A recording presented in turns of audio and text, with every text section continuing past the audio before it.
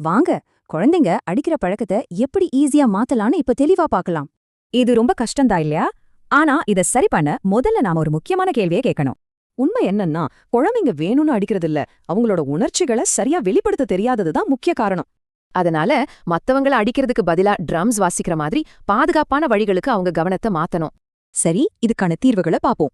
வீட்ல எனர்ஜியை எப்படி வெளிப்படுத்துறது, ஸ்கூல்ல எப்படி பழகுறதுன்னு ரெண்டா பிரிக்கலாம். வீட்ல பஞ்சு பந்துகளை அடிக்கலாம், இல்லனா சாஃப்டான தலையணைகளை குத்தலாம். இது அவங்க கோபத்தை பாதுகாப்பா குறைக்கும். அதே மாதிரி கைகளால ட்ரம்ஸ் வாசிக்கிறது, சேர்ந்து கைதட்டி விளையாடுறது எல்லாமே அவங்களுக்கு சூப்பரான வழிகள் தான். வெறும் விளையாட்டா மட்டும் இல்லாம உள்ளங்கையில பெயிண்ட் பண்றது மூலமா அவங்க ஃபீலிங்ஸ அழகா வெளிப்படுத்த கத்துக் கொடுக்கலாம். உங்களுக்கு ஒன்னு தெரியுமா?